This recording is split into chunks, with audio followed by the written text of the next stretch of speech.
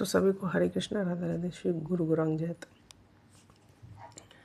तो वही एलेना अली नाम का चैनल था, तो मैंने एक वीडियो में उसको एक्सपोज किया था मैंने। तो और भी बहुत सारे बच्चे कुछ आक्षेप उसको एक्सपोज करना है मुझे।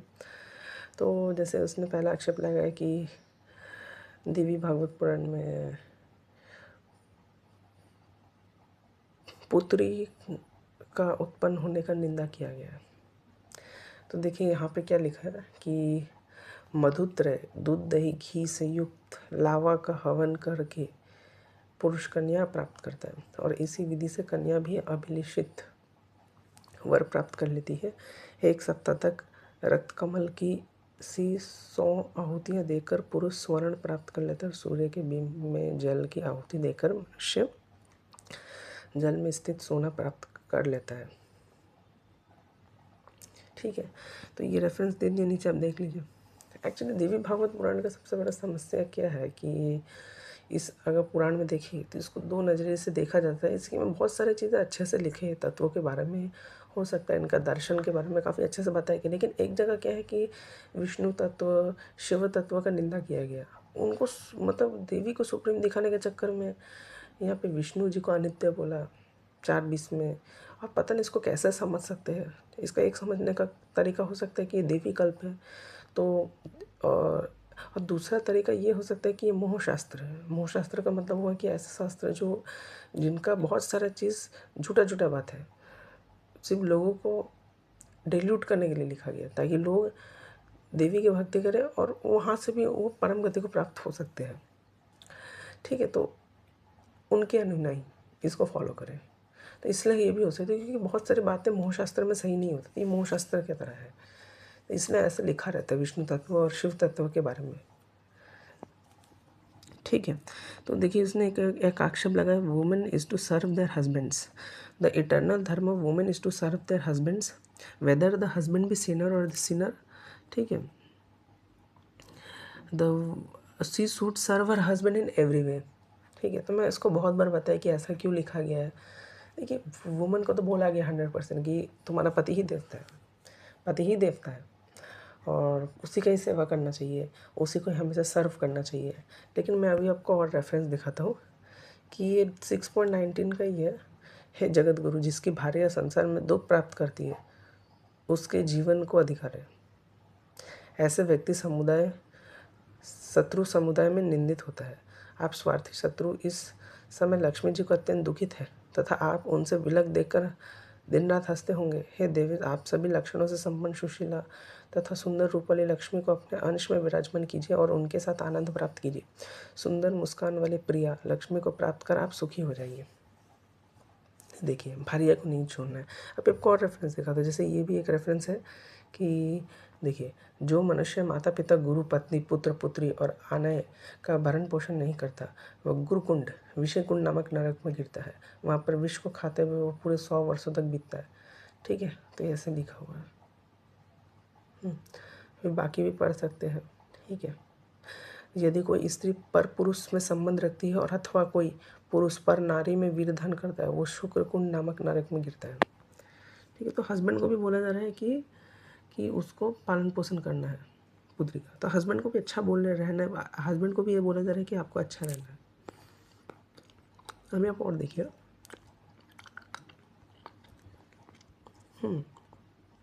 जो मनुष्य अपनी कन्या को पाल पोस कर फिर देखिए यहाँ पे तो मांस भक्षण का भी वापस आ गया, मज्जा कुंड में नमक नरक में गिरेगा जो मांस खाता है हमसे। जो मनुष्य अपनी कन्या को पाल पोस कर धन के लोभ से बेच देता है वो महामूर्ख मांस कुंड नामक नरक में जाता है।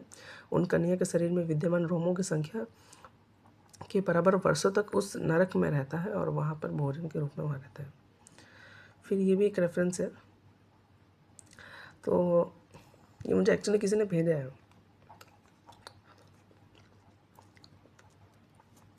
तो फिर यहाँ पे जैसे क्या लिखा है कि जो महामूर्ख मनुष्य गर्भवती स्त्री के साथ सहवास करता है वो पूरे 100 नरक तक तपते हुए ताम्रकुंड नरक में गिरता है।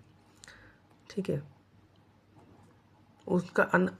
अच्छा यहाँ पे ऐसा क्यों होगा कि पति पुत्रहीन स्त्री या ऋतुस्नान स्त्री का अन्न खाता है, ऐसा क्यों लिखा? देखिए, मैं इसके बारे में जिक्र थोड़ा सा आगे करूँगा। इसने यही एग्ज़ाम मनुस्मृति से भी लगाया, तो उसको मैं आगे एक्सप्लेन कर दूँगा।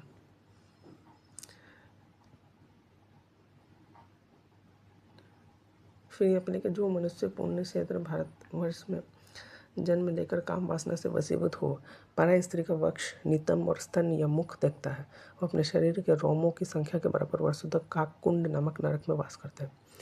देखिए, फिर देखिए कितने सारे हत्या, गो हत्या, ब्रह्म हत्या, स्त्री हत्या, भिक्षु हत्या तथा भ्रूण हत्या। जो अगम्य स्त्री के साथ समागम करता है वहाँ महापापी है। वो महापापी व्यक्ति 14 इंद्रों से स्थिति पर्यंत कुंभीपाक नरक में वास करते हैं।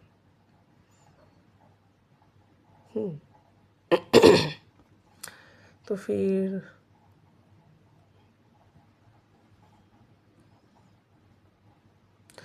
ठीक है, देखिए, गुरु, माता पिता, साध्वी, भार्य, पुत्र और अनिंदनीय आचरण करने वाली पुत्री का भरण पोषण नहीं कर तो ब्रह्म हत्या का पाप लगता है। ठीक है, और यही भी दिखाना था कि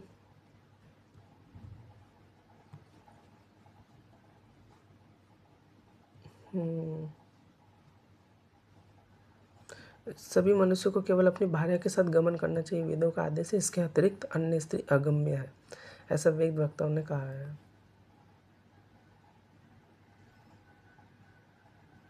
ठीक है, अच्छा, यहाँ पे अगर आप देखेंगे शूद्र ब्राह्मण का ऐसा है, ये उन शूद्रों के बारे में बात करें जो गुण से हीन है। ठीक है, वास्तविकता में सात्विक शूद्रों के बारे में बात किया गया है। और ये भी बात महाभारत में एक रेफरेंस आता है कि अगर शूद्र अच्छे आचरण से हो तो उसका आदर सत्कार 100% करना चाहिए। ये सब इसलिए ऐसा लिखा रहता है। ठीक है, एक वीडियो में इसको भी एक्सप्लेन करूँगा, लेकिन वो वीडियो बहुत लंबा हो जाएगा। तो ये देखिए, ये भी पढ़ सकते हैं, पूरा पढ़ लीजिए। गुरु की पत्नी, राजा की पत्नी, सौतेली माँ, पुत्री, पुत्रवधू, ये सब इनके साथ जो गमन करता है, वेदों में मातृका में कहा गया 100 ब्रह्म हत्या का पाप लगता है। ठीक है, ये नारद स्मृति में भी लिखा हुआ है। अगम्य कौन है? ठीक है, और फिर 9.18 तो पूरा ही पढ़ना चाहिए, मैं पढ़ा दूंगा बाद में। यहाँ पे क्या लिखा है कि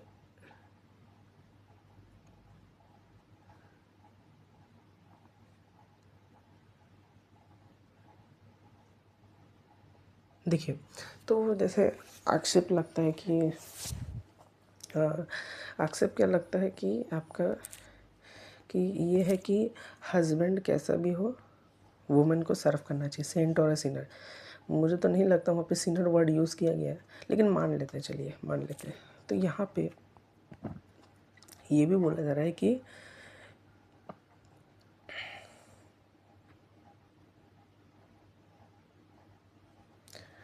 तो यहाँ पे ये भी बोला जा रहा है कि स्त्री जीत मनुष्य के पितर उसके द्वारा प्रत्येक पिंड अर्पण। अच्छा, ये तो ठीक है।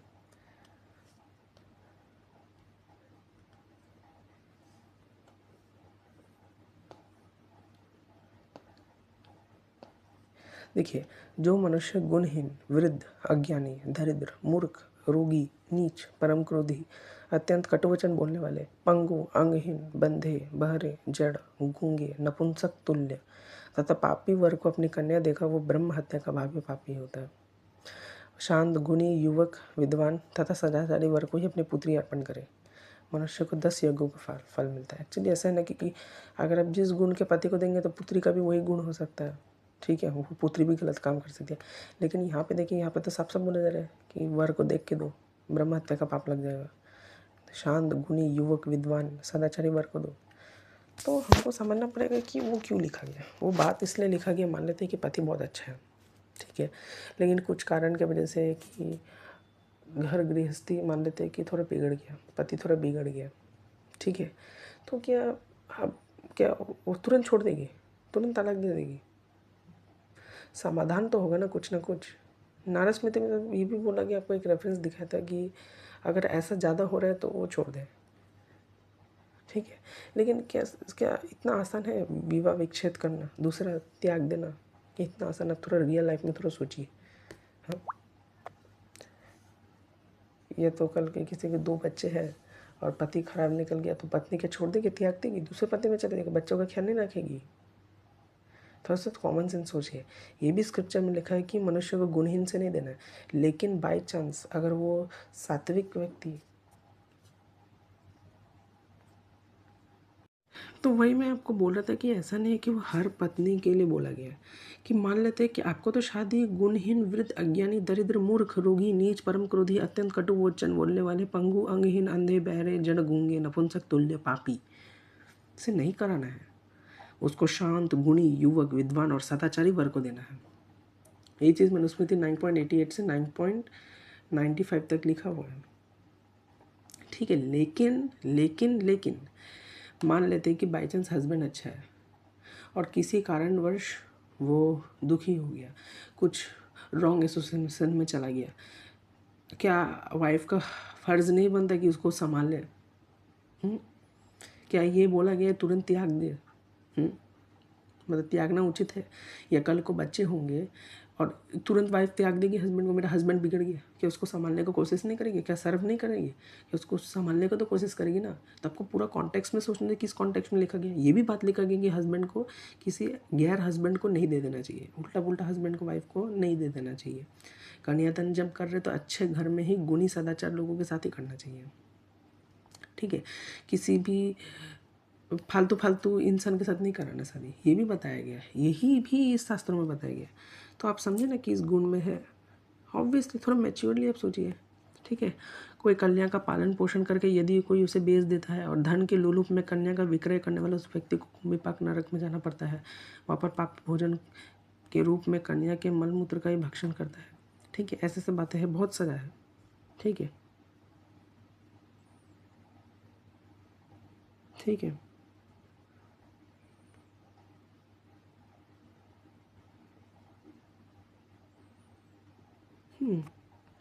तो यही चीज़ हमको समझना चाहिए कि वो किस कॉन्टेक्स्ट में लिखा गया है। ठीक है, तो यहाँ पे तो लिखा गया है कि उसको सर्व करना चाहिए, लेकिन इसका मतलब नहीं है हस्बैंड को भी बोला गया। लेकिन बाई चांस किसी भी प्रकार हस्बैंड बिगड़ जाए तो वाइफ का भी कर्तव्य बनता है कि उसका सेवा करने, उसको सेवा करे। ऐसा तो नहीं है ना कि तुरंत, थोड़ा मैच्योरली सोचिए। कल को आपके घर के साथ हो गया, कोई मान लेते कोई स्त्री है, उसका पति बिगड़ गया, या कोई पुरुष है उसका स्त्री बिगड़ गया, तो तुरंत त्याग देगा?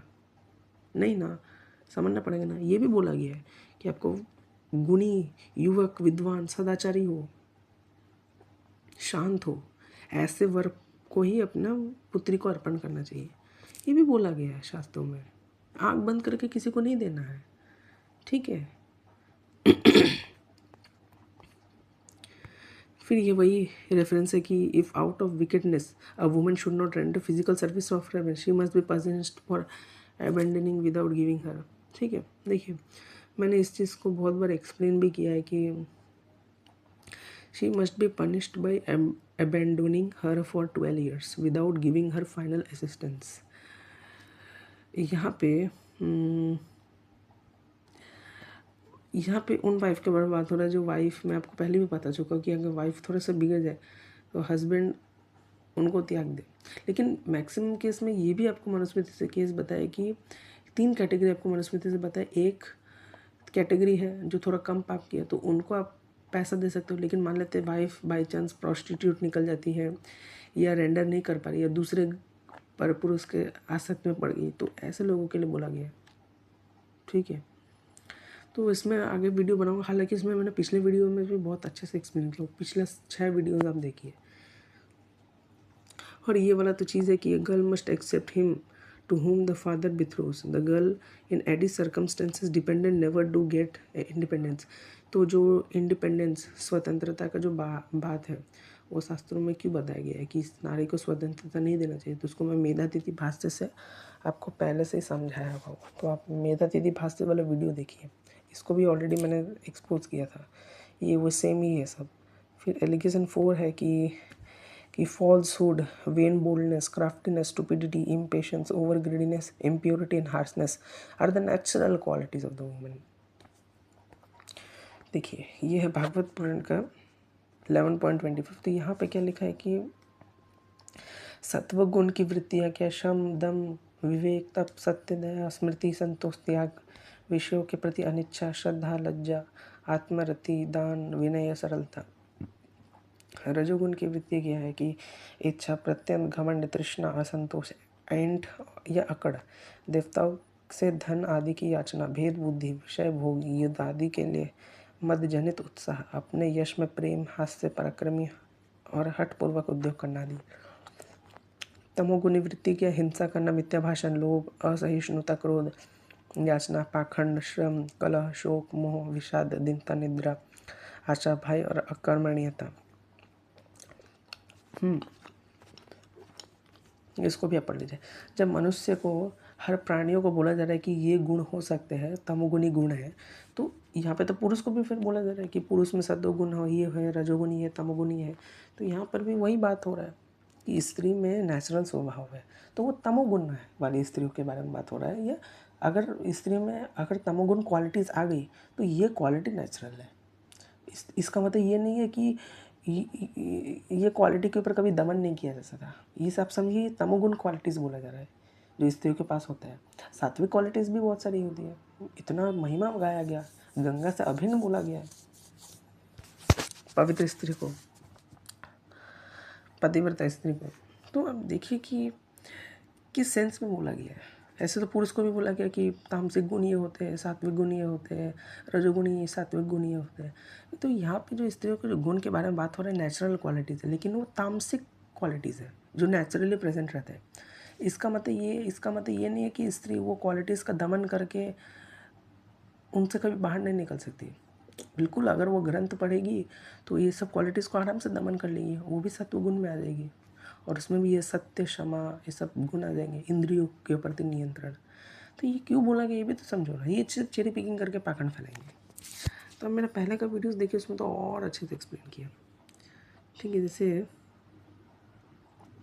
आप फुल कॉन्टेक्स्ट भी अगर पढ़ना चाहे तो पढ़ सकते, देखिए ये वाला, ये दोनों पढ़ लीजिए तो आपको समझ आएगा कि ये क्यों कहा गया वास्तव में। ठीक, इसका कारण है।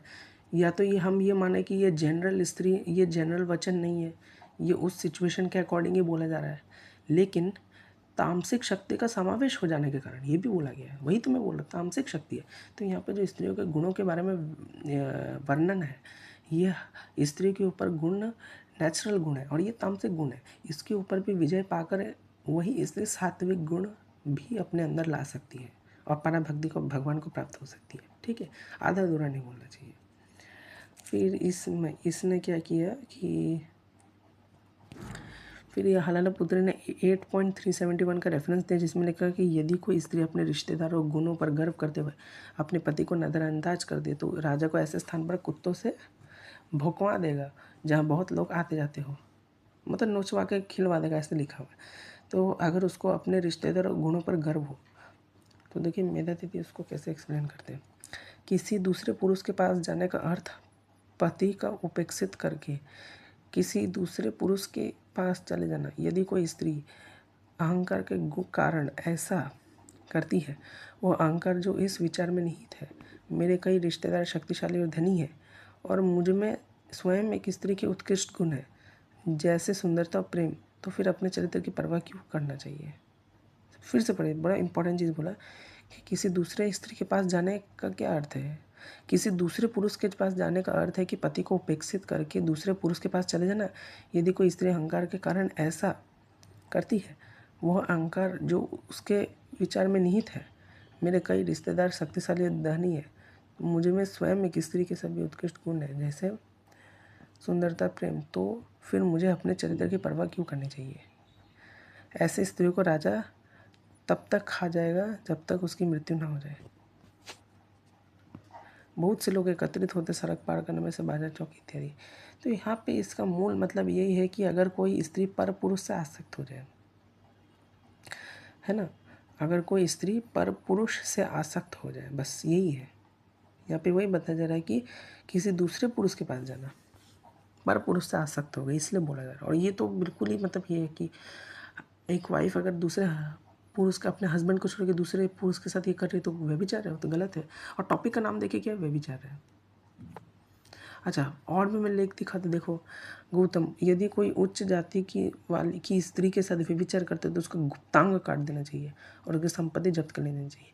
हालांकि ऐसा नहीं है, अगर मैं, ये तो एक रेफरेंस के हिसाब से बोला गया है, ठीक ही है, लेकिन मैं आपको जैसे और भी बहुत सारे रेफरेंस देखा था स्कंद पुराण से, तो उसमें साफ साफ ये भी लिखा गया है कि कोई भी स्त्री हो, नीची जाति की, ऊंची जाति की, यहाँ तक कि प्रोस्टिट्यूट भी क्यों ना हो, उसके साथ अगर कोई व्यभिचार करेगा, गधे के ऊपर बैठा के लिंग काट के शहर में घुमाना चाहिए। ये भी बात लिखा गया है महानिर्वाण तंत्र में, साफ साफ बोला गया है। जो स्त्री नीची जाति के पुरुष के साथ व्यभिचार करती है, राजा को सार्वजनिक स्थान पर कुत्तों द्वारा कुतरवा देगा। नीची जाति के पुरुष के साथ जो स्त्री अपने स्वामी के प्रति अपने कर्तव्य का उल्लंघन करती है, उसे मृत्युदंड दिया जाना चाहिए। तो यहाँ पे वही है कि पर पुरुष के पास चलेगी। जब कोई विवाहित स्त्री व्यभिचार करती है तो उसका सर मुंडवा दिया जाएगा, उसे ज़मीन पर बैठना होगा, उसको खराब भोजन और खराब वस्त्र दिए जाएंगे, उसे झाड़ू में कूड़ा उठाने का काम सौंपा जाएगा।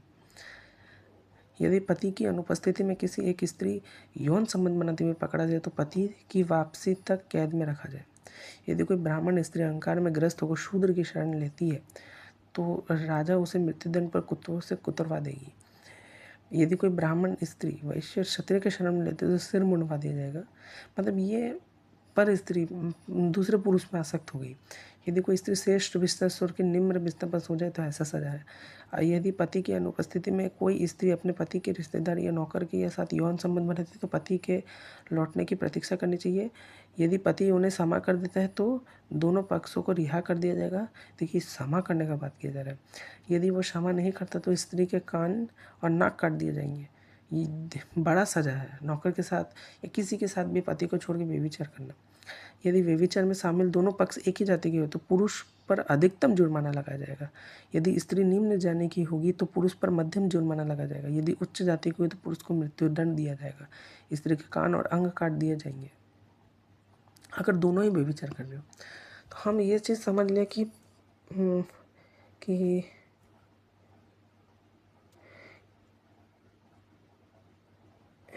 ये चीज़ हम समझ लें कि जो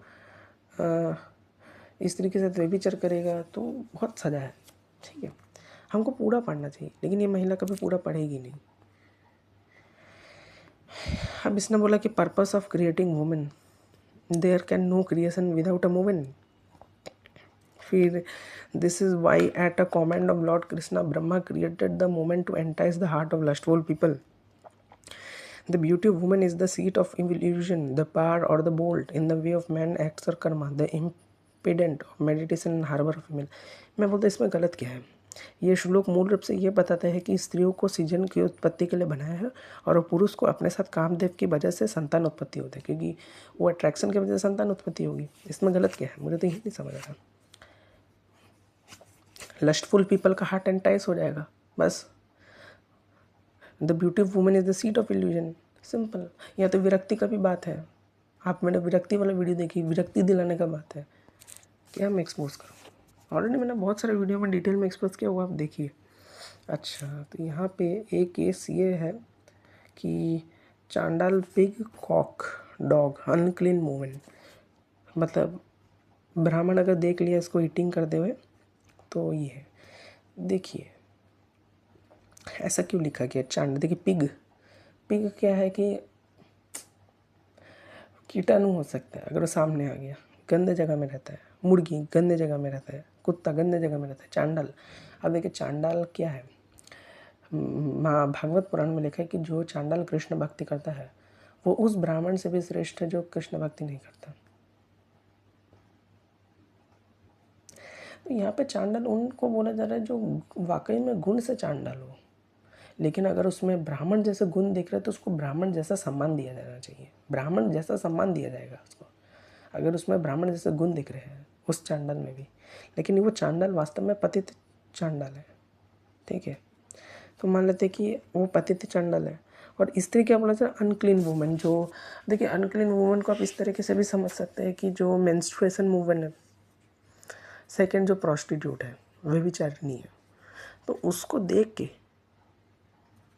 look should not look at the Brahmanas while eating, तो नहीं खाना चाहिए। क्योंकि हो सकता है कि ब्राह्मण जैसे अगर इन सबको देखेगा तो उसका अन्न में भी दूषित पड़ सकता है, उसका चेतना दूषित हो सकता है।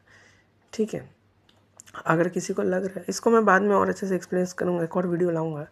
लेकिन मेरा जो मेन काम है कि उस चीज़ को भी एक्सपोज कर, यही चीज़ देवी भागवत में ऐसे क्यों लिखा था। अभी जो ये एक आक्षेप लगाई कि वुमेन को पिग के साथ कंपेयर किया जा रहा है, तो रुको, ये भी एक आक्षेप लगा, lull all the women lull all the dog to sleep with this. तो देखो अथर्ववेद का इसमें क्या लिखा है 6.5 पॉइंट, जिस स्त्री को निंदित करके हम वश में करने के इच्छुक है, निद्रित करके हम वश में करने के इच्छुक है, उसकी माता सबसे पहले सो जाए, इसके पश्चात पिता सो जाए, घर की रक्षा करने वाला कुत्ता और घर का स्वामी सो जाए। तो अब क्या हम ये निष्कर्ष निकाले कि माता पिता को कुत्ता से कंपेयर किया जा रहा है? तो विचार करिए इसमें, ठीक है। तो ये तो है, ठीक है। तो अब मैं नेक्स्ट वीडियो में इस पार्ट को एक्सपोज करूँगा, ठीक है। और भी 2-4 चीज़ें हैं जिसको मैं नेक्स्ट वीडियो में एक्सपोज करूँगा। 2-4 चीज़ें ही होंगी, ज़्यादा नहीं होगा। और इसने एक और श्लोक बनाया कि गीता में स्त्री को पापियोनी क्यों बोला गया, क्या सच में पापियोनी बोला गया? मैं उसमें भी एक वीडियो लाऊंगा, अलग से सेपरेट वीडियो लाऊंगा, ठीक है। और ये तब तक आप मेरा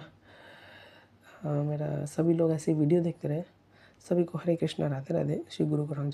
अब मैं अभी एक और अच्छे से एक वीडियो अटैच कर रहा हूँ जो वाल्मीकि रामायण, देवी भागवत पुराण और भी जगह आक्षेप लगा था, ठीक है। तब तक मेरा ऐसे ही वीडियो देखते रहिए। और उसमें मैंने क्या किया, मैंने बहुत अच्छे से एक्सप्लेन किया गया कि क्यों पुत्री में किसका कामना महिमा बताया गया पुत्र पुत्री में मत्स्य पुराण में, तो वो भी मैंने अच्छे से एक्सप्लेन किया। वो आप मेरा वीडियो देखिए। तो मैं अभी यहाँ से पढ़ना शुरू करता हूँ। तो आपने देखा कि जो आक्षेप लगा, अब तक आपने मेरा बहुत सारा वीडियो देखा होगा।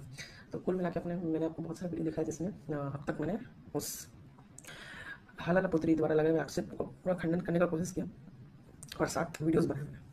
ये वीडियो मैंने बनाने का इसलिए मेन एम ये था ना कि आपको ये दिखाने के लिए कि जो पुत्र और पुत्री में जो आक्षेप लगता है, इसमें ये ऐसे बताने का कोशिश किया जाता है कि जो हमारे जितने भी धार्मिक ग्रंथ है उसमें महिलाओं के लिए नियम भरे पड़े हैं, बस इसमें महिलाओं के लिए नियम है, पति का नौकर बन जाओ, ऐसा वैसा लिखा है। लेकिन मैंने आपको दिखाया कि जितने महिलाओं के लिए भी अगर लेके नियम है तो उससे कई गुना ज़्यादा, उससे दुगना पुरुषों के लिए भी नियम है, पतियों के लिए नियम है कि अपने पति के प्रति, अपने पत्नी के प्रति कर्तव्य निष्ठा कैसे होगा। पति व्रता है तो पत्नी व्रता भी है। मैंने आपको बहुत डिटेल में सब बताया, ठीक है।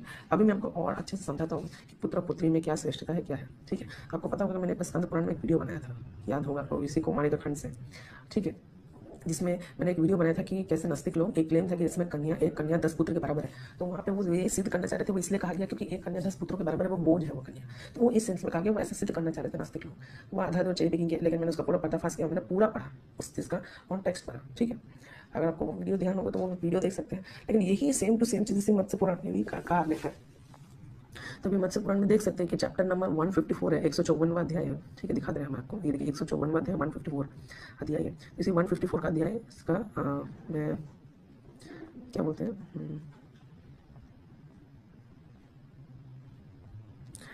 मैं यहाँ से पढ़ना शुरू करता हूँ 134 से, ठीक है। अमृत कांति संपन्न एवं महान भाग्यशाली महर्षि नारद ने तब मैना को देखकर अमृत के उदार स्वरूप आशीर्वचनों द्वारा उनकी शुभकामना की। हिमाचल की पुत्री पार्वती देवी यह देखकर आश्चर्यचकित हो गए। वे अद्भुत रूप वाले नारद मुनि को एक टक देख रही थी। उन्हें स्वयं देवर्षि नारद ने बेटी आओ ऐसे स्नेहपूर्वक वाणी से पुकारा भी, किंतु वो पिता के गले को पकड़कर उनकी गोद में चिपकी हुई बैठी रही। मुझे ये तब का वर्णन है जिसमें पार्वती मैया के माता पिता, ठीक है। तो हिमाचल पर्वत की पुत्री, बेसिकली हिमाचल उनकी मम्मी का ही नाम है, ठीक है। हिमाचल मतलब कोई एग्जैक्ट पहाड़ नहीं है, हिमाचल उनकी मम्मी का नाम है और उनके पिता का नाम मुझे याद नहीं आ रहा, ठीक है। तो वही हिमाचल की पुत्री जिनको पार्वती मैया की देवी बोला जाता है, शादी से पहले का है, जब विवाह से पहले का, जब भगवान शंकर से उनका विवाह नहीं हुआ था, वो छोटी थी जब वो नारद जी से मिल रही थी। तो अगर आप ये सब पढ़ेंगे, ये सब पढ़ते रहिए, तो बेटी यदि तुम नारद को प्रणाम कर लो तो मैं तुम्हें बहुत सुंदर वस्तु दूंगी, रत्न जगत खिलौने दूंगी, ऐसे से। तो इस प्रकार दोनों ने पार्वती के प्रणाम कर लेने के पश्चात माता मैना ने कौतूहल बस कन्या के सौभाग्य सूचक शरीर लक्षणों की जानकारी प्राप्त करने के लिए धीरे से सखी द्वारा मुनि से अनुरोध किया, क्योंकि स्त्री स्वभाववश उनके हृदय में कन्या विषय चिंता उठ खड़ी हुई। क्योंकि होगा कि एक स्त्री है, स्वभाववश कन्या विषय जो चिंता है उसके मन में खड़ा होगा ही, ऑब्वियसली पता ही होगा कि ये कन्या है। अब उसका किसी और जगह चली जाएगी ससुराल में तो पूरा जीवन भर उसको वहाँ पे बिताना पड़ेगा, उसका टेंशन लगा रहेगा। अगर गलत घर में कहीं चली गई तो काफ़ी कैसे रहेगी, मेरा बहुत टेंशन हो जाएगा, हृदय मेरा ये हो रहा है, टेंशन होता है ना, पता ही आपको, ठीक है। काफ़ी पेन लगता है अंदर से माता पिता को, तो वही उनको स्त्री स्वभाव बस बेटी का बहुत टेंशन लग रहा है। तो अब वो पूछते हैं एक्चुअली, फिर यहाँ पे वो आपको पता ही, फिर उनकी माता जो पार्वती मैया की जो माता है हिमाचल, तो वो अभी इनसे पूछते हैं नारद जी से कि मेरा दामाद कैसा होगा, या मेरी जो बेटी है कन्या है उसका आने वाला पति कैसा होगा। तो नारद जी अब देखिए क्या बोलते हैं, तो देखिए तो बड़ा सुंदर विषय उपस्थित हुआ है, इसमें कोई हानि नहीं दिख पड़ी। अतः पर्वतराज अपनी पत्नी के उस संकेत को जानकर मन में प्रसन्न हुई कि यह तो बड़ा सुंदर विषय उपस्थित हुआ, इसमें कोई हानि नहीं दिख रही। अतः वे स्वयं कुछ न बोले। तब हिमाचल की पत्नी की सखी द्वारा अनुरोध किए जाने पर महाभाग मुनि व नारद मुस्कुराते हुए इस प्रकार बोले, भद्रे, इसका पति तो अभी जगत में पैदा ही नहीं हुआ है, वह सभी शुभ लक्षणों से रहित है, इसकी हथेली सदा उत्तान ही रहती है और चरण भी कुलक्षणों से युक्त है। अब वो अपनी छाया के साथ अर्थात अकेली ही रहेगी, वे अपनी छाया के साथ अर्थात अकेली ही रहेगी। इसके विषय में अधिक क्या ही कहा जाए। यह सुनकर पर्वतराज हिमाचल व्याकुल हो गए, उनकी सारा धैर्य जाता रहा। तब अश्रुगत कंठ से नारद जी से बोले, हिमवन ने कहा, ठीक है। तो अब ये हिमवन कह रहे हैं, ठीक है, तो उनके पिताजी कह रहे हैं। अब वो बोलते हैं कि तो बोलते एक्चुअली वो सीधे के बारे में थे, तो वो एकदम ये गरीब है, उसके पास कुछ नहीं है। नारद जी से बोलते हैं, तो आपको नारद जी से लीला करते, नारद जी क्या करते, पहले लीला करते, आधा अधूरा बोलते हैं। आपको पता होगा यहाँ पे वही लीला हुआ है। इस अत्यंत दोषपूर्ण संसार की गति दुर्विज्ञ है। इस अवश्यम भावनी सृष्टि में किसी कर्ता महापुरुष जो मर्यादा स्थापित की गई है वो जीवों के लिए स्थिर है। फिर आप इसे पढ़ सकते हैं, ऐसा है। देखिए, शेष जो अधार्मिक प्राणी होते हैं वे पुत्रहीन होते हैं, वहाँ भी धर्म की उत्कृष्टता से उत्तम जाति में जन्म होता है।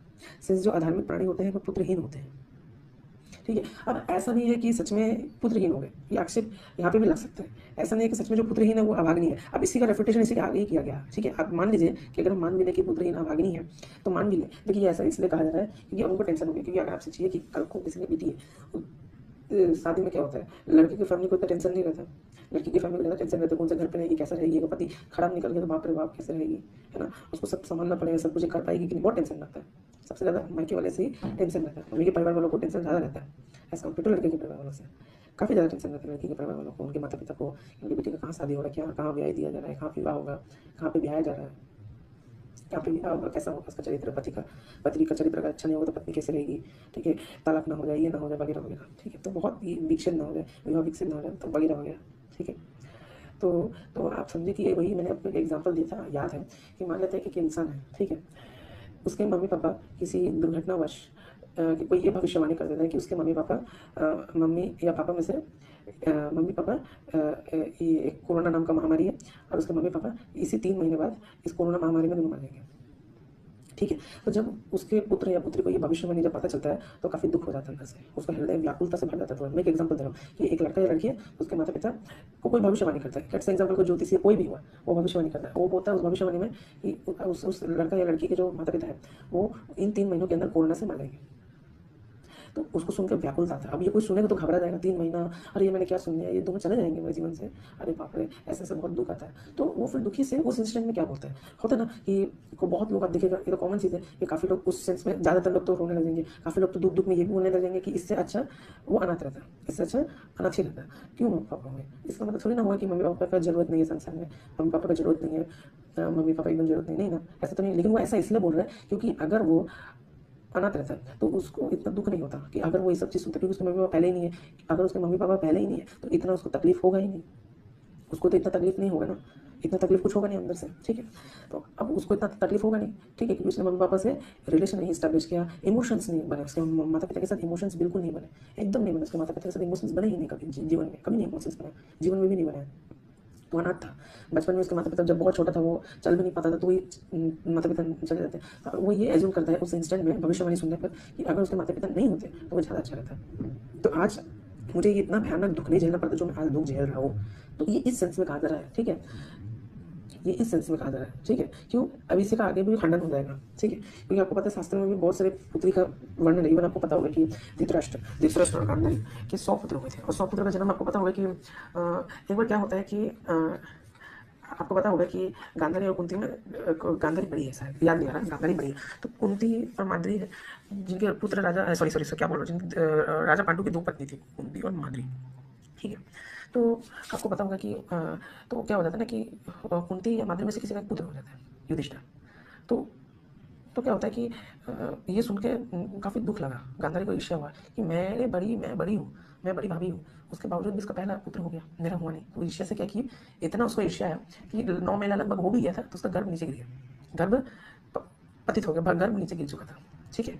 और गर्भ नीचे गिरने का कारण क्या हुआ कि वो गर्भ में एक बस शिशु जो पुत्र आने वाला था उस गर्भ से, तो वो काफ़ी ये हो गया, रोने लगी, फिर ये मेरा पुत्र तो, मेरा गर्भ तो बाहर आ गया। आपको पता है ना गर्भ कभी कभी ऐसे बाहर आ जाता है, मतलब जैसे एक होता है फीटस, आपको पता होगा इतना, ठीक है। है ना। तो बाहर आ गया, तो फिर ऋषि मुनि जो होते हैं इसका इलाज करते हैं, जैसे तो ये होते हैं ना सुश्रुत, वैसे बहुत सारे ऋषि मुनि थे, उस समय इलाज उन्होंने क्या किया, ये पुत्र मरे ना, उन्होंने 100 घट ले लिए, 100 घट ले लिया, ठीक है, और उन गर्भ के 100 टुकड़े कर दिए, ठीक है। क्यों? क्योंकि गर्भ हत्या करना पाप है, क्योंकि गर्भ हत्या का दोष लग जाएगा ना, गर्भ हत्या का दोष ना लगे, उसको बचाना है, ठीक है। तो इसलिए उसके 100 टुकड़े करके छोटे छोटे घट होते हैं, 100 घट उसमें डाल दिया गर्भ को, उसके टुकड़े को। अब धीरे धीरे वहाँ पे वो फिटस जो है वो डेवलप होने लग गया, और अच्छे से डेवलप होने लग गया, और उससे और भी बहुत सारा औषधि दिया, जिसके कारण वहाँ से फिर धीरे धीरे बड़े बड़े घट थे, छोटे छोटे बच्चे हो गए, फिटस डेवलपमेंट होता है। आप देखे होंगे ना कि ऐसे कि एक अंडा है, उसके अंदर एक एक्सपेरिमेंट है कि एक अंडा है, अंडा मुर्गी का अंडा का तोड़ दिया, उसका जो योक है उसको ग्लास में रख दिया, ग्लास को सील कर दिया, अब उसमें से धीरे धीरे बच्चा हो रहा है, ऐसे करके छोटा सा बच्चा होने लग गया। योग डेवलपमेंट देख रहे थे, तो देखने के लिए कैसे मतलब ये एक्सपेरिमेंट था, किया था उन साइंटिस्ट ने कि चलो देखते हैं क्या होता है कि उसके अंदर क्या क्या साइकिल्स होते हैं, कैसे बच्चा बन रहा है उस अंडे के योग से, येलो कलर का जो होता है। तो उन्होंने क्या किया, वो योग का लिया और उसको एक ग्लास में डाल दिया और उसको ढक दिया पूरा वैक्यूम से, ताकि बाहर का एयर कॉन्टैक्ट ना हो सके। फिर देख रहे हैं अंदर अंदर से, अच्छा ऐसा होता है, ऐसा बच्चा बन रहा है। तो वही प्रोसेस को आप इस तरीके से समझ सकते हैं, ठीक है। तो ऐसा नहीं है कि ये बिल्कुल अविज्ञानिक नहीं है, ये पॉसिबल है, एकदम पॉसिबल है। और जब वहाँ से 100 पुत्र थी, तो मैं टॉपिक में आता, तो 100 पुत्र थी, तो फिर भी 100 पुत्र होने के बावजूद ना गांधारी को संतुष्टि नहीं मिलता। गांधारी को संतुष्टि इसलिए नहीं मिलती क्योंकि मेरी एक पुत्री नहीं है। फिर उन्हीं की रिक्वेस्ट में 101वां मटका है, 101वां मटका, 101 मटका में उनकी पुत्री भी रखी गई, उनकी पुत्री के भी रिक्वेस्ट को लिया गया, और उनकी पुत्री का नाम दूषला है। बहुत लोग नहीं जानते, 100 पुत्र है, लेकिन उनकी एक पुत्री का नाम, पुत्री भी है, गांधारी की एक पुत्री भी है, जिस पुत्री का नाम दूषला है। और वो पुत्री कैसे है, गांधारी की इच्छा था। तो देखिए, पुत्री का इच्छा है, उसका इच्छा भी पूरी किया जा रहा है, ये एक एग्जाम्पल है। ये पुत्री की इच्छा है तो उसको ऐसा नहीं दबाया गया, उसकी इच्छा है। तो ऐसा नहीं है, जिसको पुत्री का इच्छा है उसके लिए पुत्री का अनुष्ठान भी बताया गया शास्त्रों में, कि जो पुत्री चाहता है। अभी आपको और अच्छे से समझ आएगा, ये सेल्फ रिफ्यूटिंग है। यहाँ पे अभी आपको लग रहा है कि पुत्रहीन अधार्मिक होता है, ऐसा बिल्कुल नहीं है। इसी का रिफ्यूटेशन देखिए आगे भी हो जाएगा। तो पुत्रहीन होते हैं, उनमें गृहस्थ का सुचारू रूप से पालन न करने वाले मानवों को पुत्र की प्राप्ति नहीं होती, ठीक है। ये उनमें गृहस्थ धर्म का सुचारू रूप से पालन न करने वाले मानवों को पुत्र की प्राप्ति नहीं होती। जो गृहस्थ का सुचारू रूप से पालन नहीं करते, उनको मानवों को पुत्र की प्राप्ति नहीं होती। तो ऐसा तो नहीं है, ऐसा तो नहीं है, क्योंकि अगर आप देखेंगे तो जो गांधारी, उसको तो पुत्री का प्राप्ति हुआ था, वो लोग एक अच्छे गृहस्थ है, फिर भी उन लोगों का गृहस्थ सब आश्रम अच्छा चला, दूसरा पुत्री का भी इच्छा पूरी हुआ उसका, ठीक है। फिर शेष दो अधार्मिक प्राणी होते हैं, पुत्रहीन होते हैं, ठीक है। तो ये इसलिए कहा जा रहा है, मैंने आपको समझा दिया। तो वही केस है कि अगर मेरे माता पिता ही नहीं रहते, मैं अनाथ होता तो ज़्यादा अच्छा रहता, मुझे आज इतना दुख नहीं झेलना पड़ता जो अभी झेलना पड़ रहा है। यही चीज़ है, वो अपने रिस्पेक्ट में से कह रहे हैं, क्योंकि वो मोह माया से, अपनी बेटी के माया से, मोह से बहुत ज़्यादा मोहित हो गए थे। एक ही पुत्री थी, इकलौती पुत्री थी, शायद याद नहीं आ रहा मुझे, काफ़ी प्यार करते थे, प्रेम करते थे। अचानक से वही पुत्री के बारे में इतना खराब चीज़ सुन लिया, उनको उन्होंने जन्म दिया, पाला पोसा, पुत्र की सगी पुत्री है, क्या हालत होगा सोचिए जरा, ठीक है। वहाँ भी धर्म की उत्कृष्टता में उत्तम जाति में जन्म होगा, ठीक है। फिर उनके गृहस्थ का सुचारू रूप से पालन न करने वाले मानवों को पुत्र की प्राप्ति नहीं होगी। इन आश्रमों की प्राप्ति उसी कर्ता की व्यवस्था से, जिनकी संसार की वृद्धि में क्रमशः ब्रह्मचर्य व्रत के बाद होती है, तो उसी का भी सेल्फ रिफ्यूटिंग आएगा, टेंशन मत लीजिए। सभी यदि सभी प्राणी आश्रम धर्म को त्याग कर दे, संसार की वृद्धि कैसे हो सकती है। इसलिए सृष्टिकर्ता ने शास्त्रों में नरक के त्राण करने का लोभ दिखाकर प्राणियों को मोहित करने के लिए पुत्र प्राप्ति की प्रशंसा की है। परंतु प्राणी की सृष्टि स्त्री के बिना नहीं हो सकती, और वो स्त्री जाति स्वभाव से दयनीय और दीनतापूर्वक बोली जाती है। दयनीय और दीनतापूर्वक मतलब कि उसकी रक्षा करनी चाहिए, उसकी स्थिति काफ़ी दयनीय है, नाजुक है, कुछ भी हो सकता है उसके साथ गलत, तो गलत ना हो, रक्षा करनी चाहिए, है ना। दीनतापूर्वक, काफ़ी दयालुपूर्वक, गंभीरतापूर्वक बोलने वाली होती है। इसलिए ब्रह्मा ने उन स्त्रियों को शास्त्र लोचन की शक्ति नहीं दी है, तो इसलिए शास्त्र लोचन की शक्ति नहीं है। और ये बात एक टाइप का जनरल स्टेटमेंट की तरफ बोला जा रहा है, लेकिन इससे पहले वाला बात जनरल स्टेटमेंट का नहीं था, क्योंकि अगर आप भाव से पढ़ें तो आपको समझ आ जाएगा कौन से जनरल बोला जाए, कौन सा नहीं है। लेकिन शास्त्र लोचन की शक्ति ऐसा नहीं है। अगर आप मध्वाचार्य जी का 1.1.1 ब्रह्मसूत्र भाष्य पढ़ेंगे तो उसमें गार्गी और मैत्री मुनि का याद नहीं आ रहा मुझे, ब्रह्माचार्य सॉरी रामानुजाचार्य जी का नाम मध्वाचार्य जी का है। और भी बहुत सारा है कि जैसे आपको पता होगा कि ब्रह्मवादिनी स्त्री है, तो ब्रह्मवादिनी स्त्री वेद का पाठन कर सकते हैं, इवन स्त्री पुराण पढ़ सकते हैं, स्त्री महाभारत पुराण सब पढ़ सकते हैं, वेद का भाष्य भी पढ़ सकते हैं, लेकिन मंत्र बोलने का उनका विधान भी यही बोला गया है, ठीक है। क्यों ऐसा बोला जाता है, क्योंकि अगर एक स्त्री अपने पति का ही सेवा कर ले तो उसी मात्र से ही उसका भक्ति सब हो जाता है।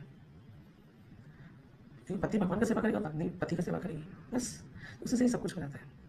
यहाँ पे इसलिए बोला गया, अगर आप समझे तो, ठीक है। और भगवान तो साफ साफ 10:34 में कहते हैं कि स्त्री जाति में मैं श्री वाक बुद्धि है सब, तो बुद्धि का तो वर्ड आ रहा है ना, इसलिए बुद्धि है।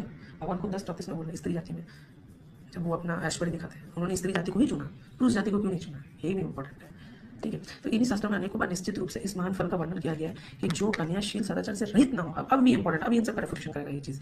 तो हमने ये समझा कि प्रकृति प्राणियों की सृष्टि स्त्रियों के बिना नहीं हो सकती, और वह स्त्री जाति स्वभाव से दयनीय है। तो प्राणियों को मोहित करने के लिए पुत्र प्राप्ति का प्रशंसा की है। इसलिए सृष्टिकर्ता ने शास्त्रों में नरक के त्राण करने का लोभ दिखाकर प्राणियों को मोहित करने के लिए पुत्र प्राप्ति की प्रशंसा की है।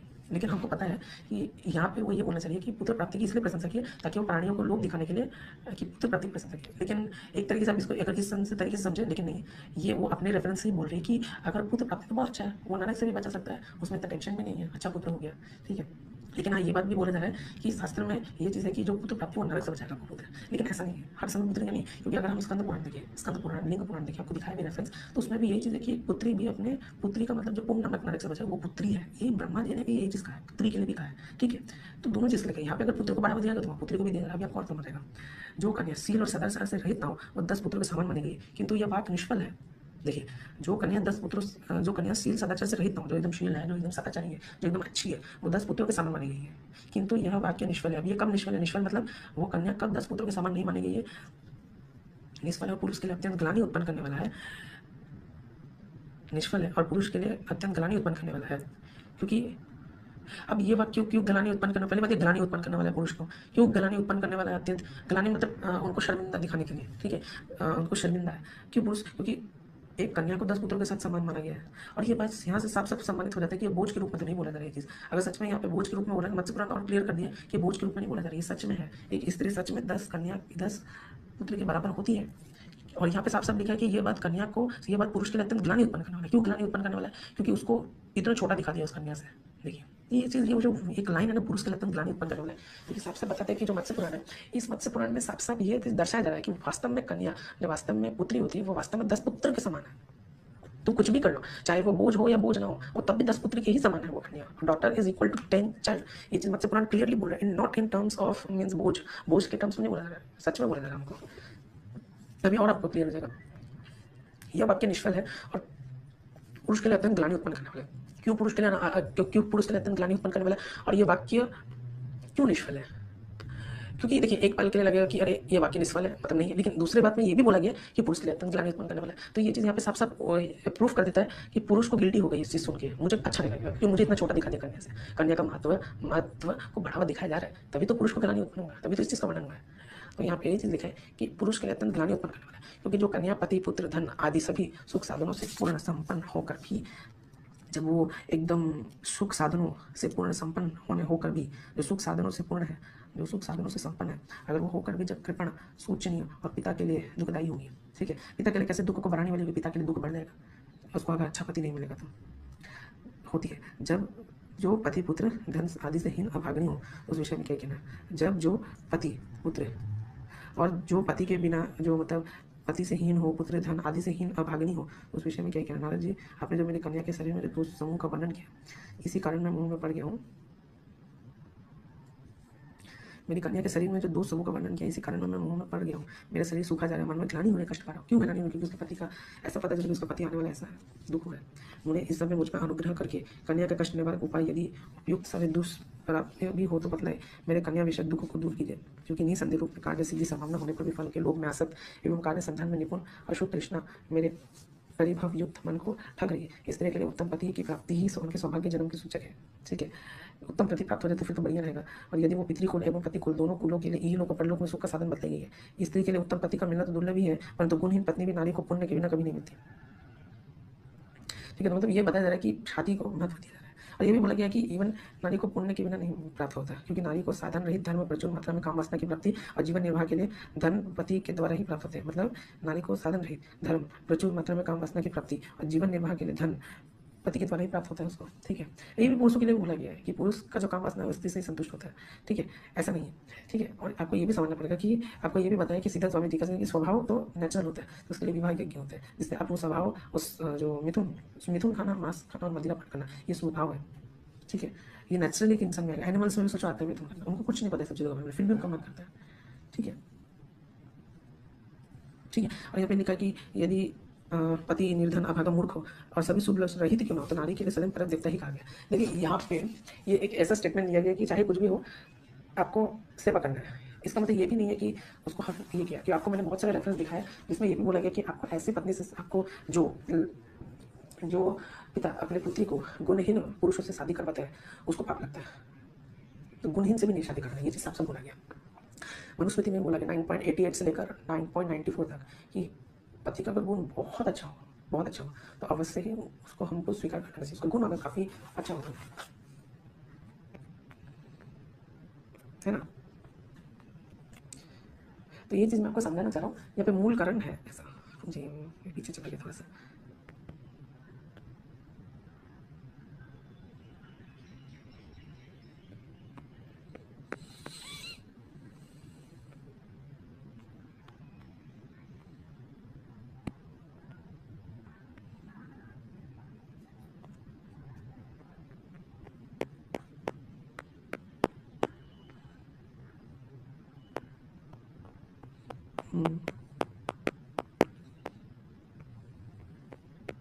फिर बोला गया कि ऐसा नहीं है, ठीक है, लेकिन बाई चांस अगर एक एक्सट्रीम कंडीशन हो जिसमें पति नहीं मिल रही हो तो भी ऐसा है। लेकिन आपको ये भी बोला गया कि पत्नी पति को भी अच्छा रहने का बोला गया, ठीक है।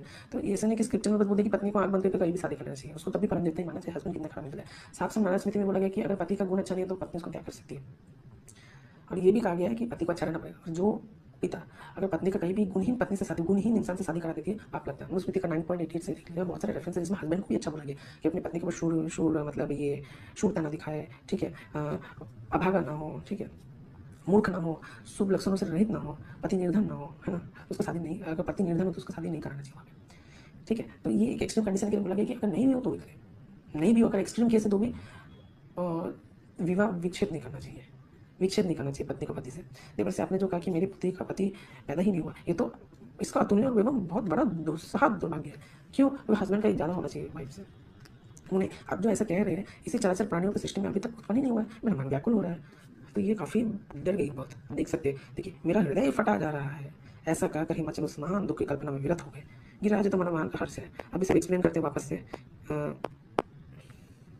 कि वो शिव जी निर्दोष जगदीश्वर शंकर इस कन्या के पति हो गए, देवी लक्षणों से रहित है। इस वाक्य की अभिप्राय भी सम्यक रूप से सुनो, ये सब आप पढ़ सकते हैं तो आपको समझ आ गया कि किंतु इस शरीर में इस अनंत और अप्रेम्य स्वभाव के किसी लक्षण का चिन्ह का संविधान नहीं किया गया। इसलिए मैंने कहा कि शरीर में लक्षण नहीं है।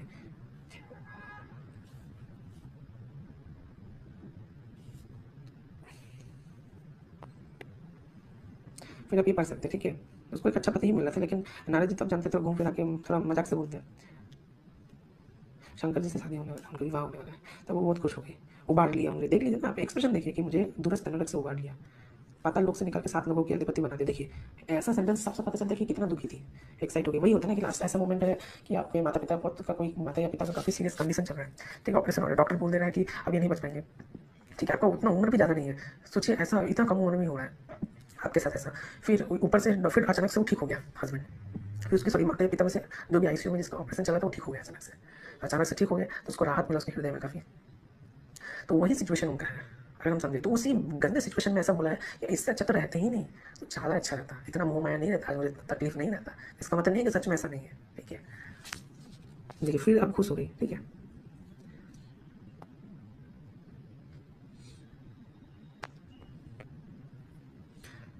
तभी पढ़ सकते फिर अगर जो थोड़ा आगे पढ़ना चाहिए।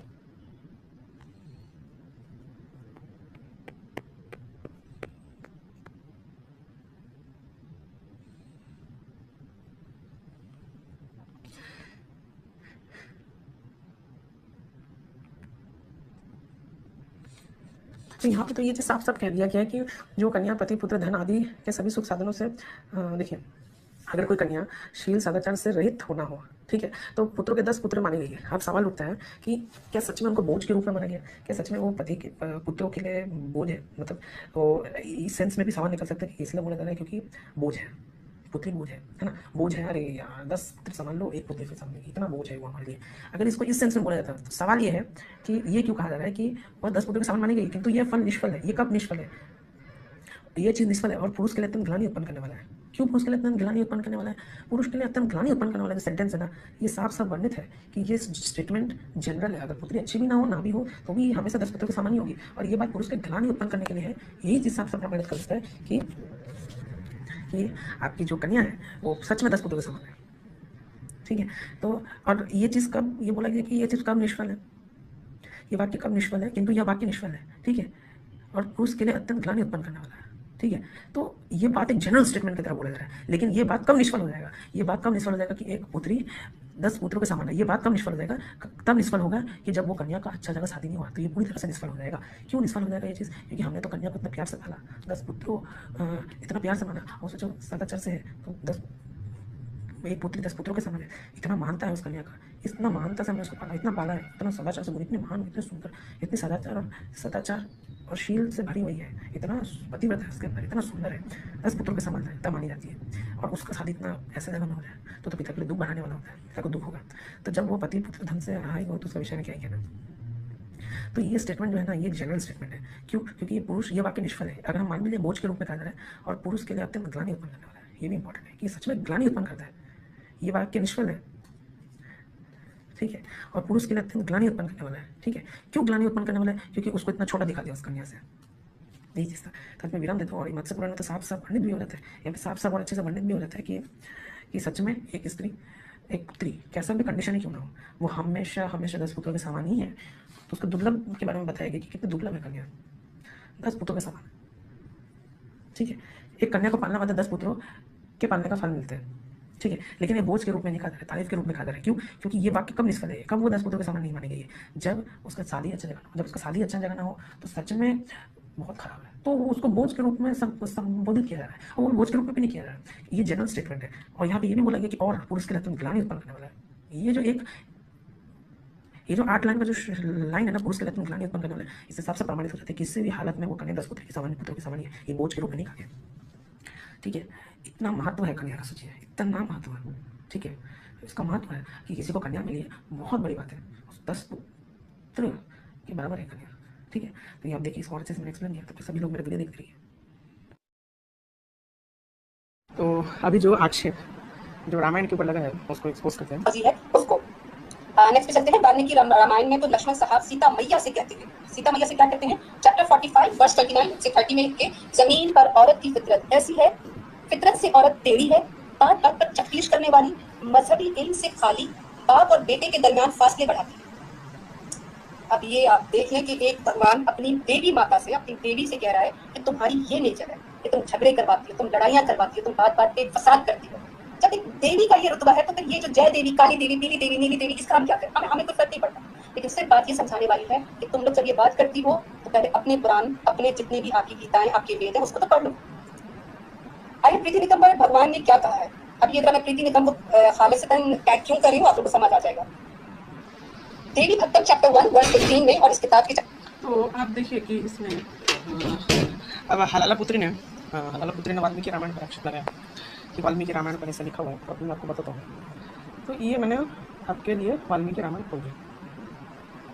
ठीक है, इसने जैसे बोला कि मैं आपको दिखा दे रहा हूँ, अगर आप यहाँ देखिए तो ये अगर आप देखेंगे तो यहाँ पे वाल्मीकि रामायण का अरण्य कांड, और इसी अरण्य कांड का 45वां सर्ग लक्ष्मण जी का श्री राम के पास जाना है। तो मैं भी यहाँ से पढ़ना शुरू करता हूँ। ठीक है, तो ये तब का बात है जब सीता के मार्मिक वचनों से प्रेरित होकर लक्ष्मण श्री राम के पास जाना। उस समय वन में जो आर्तनाद हुआ उसे अपने पति के स्वर से मिलता जुलता जान से सीता जी लक्ष्मण से बोले, भैया जाओ रघुनाथ जी की सुधी लो, उनका समाचार जानो। क्योंकि क्या होता है ना कि आपको पता है कि जब मारी जब हिरण बन के आता है तो राम जी उनको पकड़ते हैं जब उस हिरण को, तो होता क्या है फिर कि मारीच बदमाशी से चिल्लाता है कि सीते लक्ष्मण, मारीच चिल्लाता है। जब मारीच का वध हो जाता है, जब भगवान राम उस मारीच को तीर मार देते हैं। ठीक है, तो सीते लक्ष्मण करके भगवान राम ऐसे चिल्लाते हैं।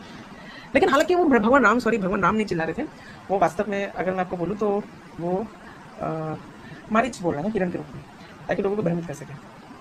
तो अब क्या होता है कि अब सीता मैया बहुत घबरा जाती है, लेकिन लक्ष्मण को दृढ़ विश्वास है कि आकाश से पाताल तक कोई भी श्री राम का बाल विभाग भी नहीं कर सकता, क्योंकि उनकी इच्छा से एक पति भी नहीं मिल सकता, क्योंकि साक्षात परब्रह्म है भगवान राम, साक्षात पुरुषोत्तम भगवान है, साक्षात भगवान है।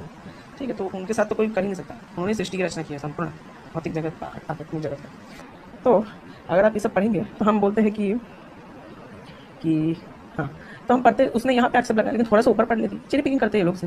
विदय कुमारी सीता जी की दशा भयभीत हुई, हरिणी के समान हो रही थी, उन्होंने शोक मग्न होकर आंसू बहाते हुए जब उपयोग बातें कही, तब लक्ष्मण जी उनसे इस प्रकार बोले वेदह नंदिनी, तो वेदह नंदिनी मतलब वेदह के नंदन है ना, मतलब अर्थात सीता मैया बोल रहे हैं। ठीक है, आप विश्वास करें, नाग, असुर, गंधर्व, देवता, दानव तथा राक्षस ये सब मिलकर भी आपके पति को परास्त नहीं कर सकते। मेरे कथन में संशय नहीं है, साफ साफ बोला गया है। हालांकि आपको एक और इंपॉर्टेंट, चले मैं आपको अभी बताता बाद में, थोड़ी बातें पढ़ लेते हैं। देवी, शोभने, देवताओं, मनुष्य, गंधर्व, पक्षियों, राक्षसों, पिशाचों, किन्नरों, मृगों तथा घोर दानवों में भी ऐसा कोई वीर नहीं है जो इस रणांगन में इंद्र के समान पराक्रमी श्री राम का सामना कर सके। भगवान राम युद्ध में अवध्य है, अतएव आपको ऐसी बात नहीं करनी चाहिए। श्री रामचंद्र जी की अनुपस्थिति में उस वन के भीतर में आपको अकेले नहीं छोड़ सकता। सैनिक बल से संपन्न बड़े बड़े राजा अपनी सारी सेनाओं के द्वारा भी श्री राम के बल को कुंठित नहीं कर सकते। देवताओं तथा इंद्र आदि के साथ मिले हुए तीनों लोग भी यदि अतिक्रमण करें तो भी श्री राम के बल का वेग नहीं रोक सकते। अतः आपका हृदय शांत है, आप संताप छोड़ दिए। लक्ष्मण जी साक्षात पति के, वो तो शेषनाग साक्षात बलराम है। लक्ष्मण जी, आपके पतिदेव उस सुंदर मृग को मारकर शीघ्र ही लौट आएंगे। वह सब तो आपने सुना था, अवश्य ही उनका नहीं था। जो सीते लक्ष्मण सीते लक्ष्मण, लक्ष्मण मारीच बोल रहा था, लेकिन सीता मैया को लग रहा है कि भगवान राम संकट में है। ठीक है, तो मारीच माया फैलाना चाह रहा था कि ये सब हो और रावण हर ले जाए सीता मैया। किसी देवता ने कोई शब्द प्रकट किया हो ऐसी बात भी नहीं है।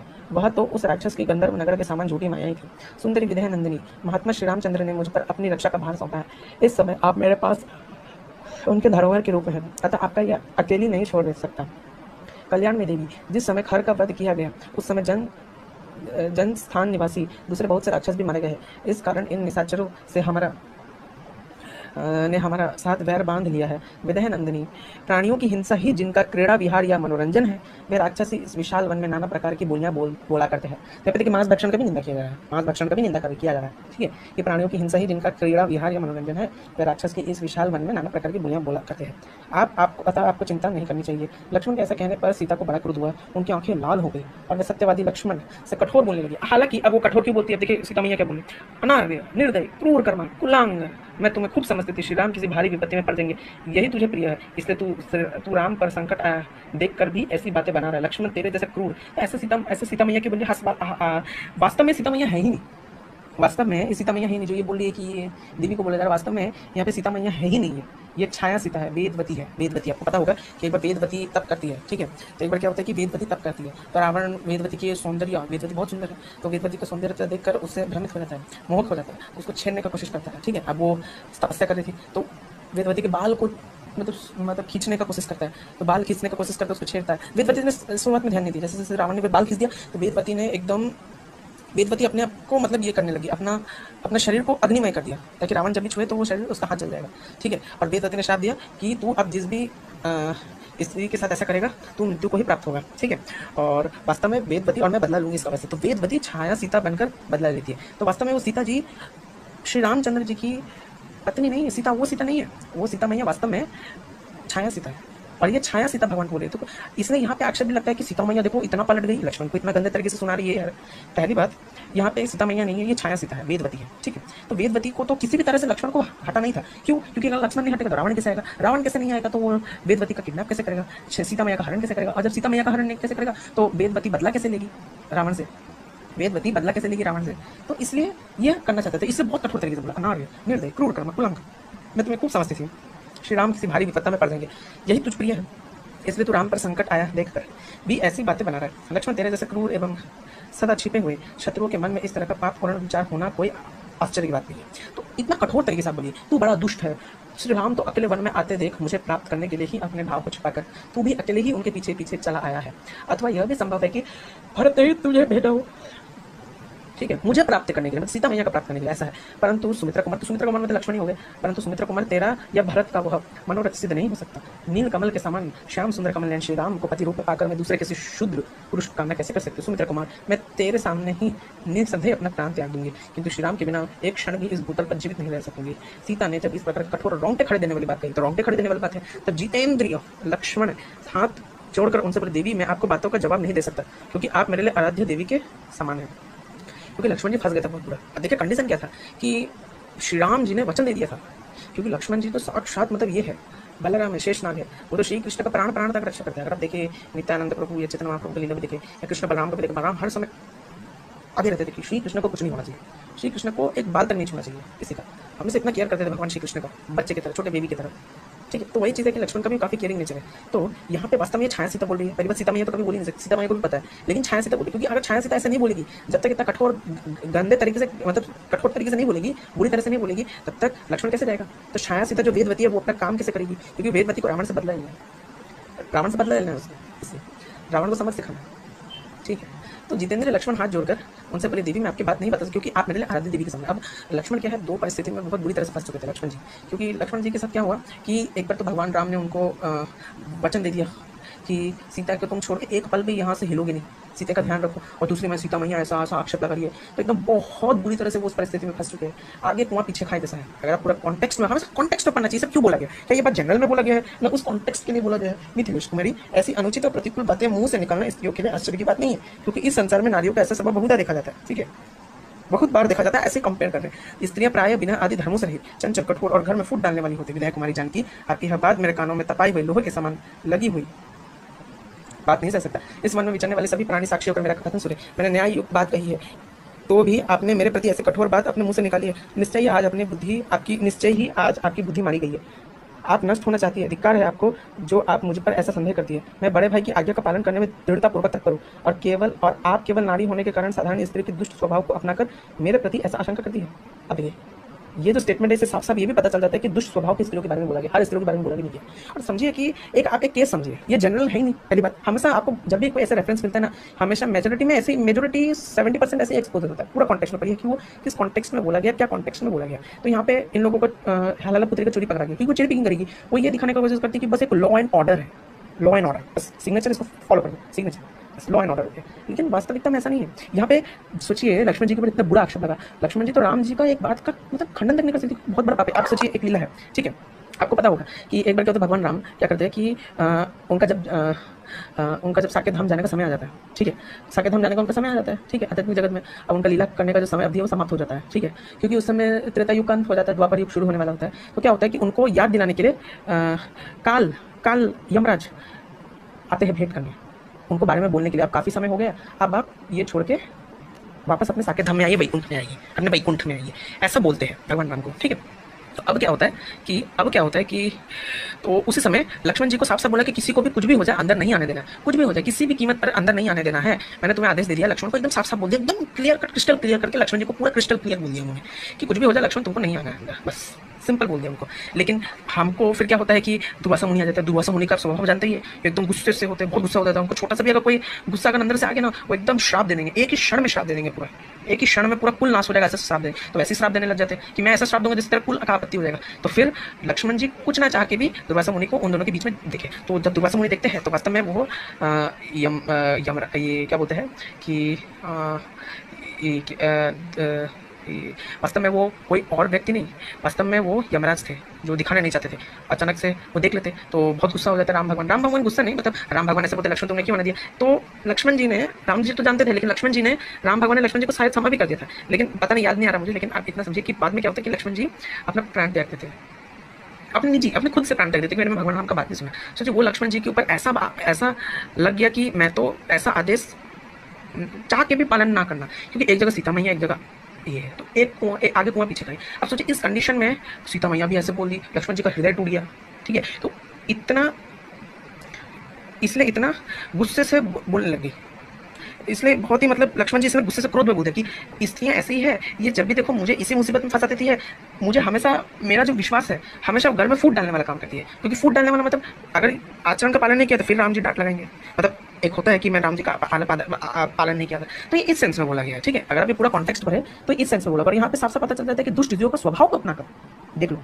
तो यहाँ से क्लियर कर हो जाता है कि दुष्ट स्त्रियों के स्वभाव के बारे में बोला जा रहा है, हर स्त्रियों के स्वभाव के बारे में नहीं बोला जा रहा है। अच्छा, अब मैं वही जाता हूँ जहाँ भैया राम गए, सुमुखी आपका कल्याण में, विशाल लोचने वन में संपूर्ण देवता आपकी रक्षा करे, क्योंकि इस समय मेरे सामने जो बड़े अपशकुन प्रकट हुए हैं मुझे कुछ संशय में डाल दिया, क्योंकि मैं श्री रामचंद्र जी से पुनः लौटकर पशु देख सकता। लक्ष्मण की कैसे कहने पर जनक किशोर में जनक की पुत्री सीता रोने लगी, अपने नेत्रों से अश्रुओं की तीव्र धारा बह रही थी। इस पर उत्तर देते हुए बोली, लक्ष्मण मैं राम से बिछड़े हुए जाने पर गोदावरी नदी में समा जाऊंगी अथवा गले में फांसी लगा दूंगी। लेकिन सीता मैया कभी ऐसा बात नहीं कर सकते, ये वेदवती है, ये एक्चुअली वेदवती है, अचानक से चेंज हुई। क्योंकि आपको पता होगा कि वास्तव में वो जो सीता जी है, याद नहीं आ रहा, लेकिन या तो शिव जी के पास रहते हैं या सूर्य देव के पास उनकी सेवा होती है।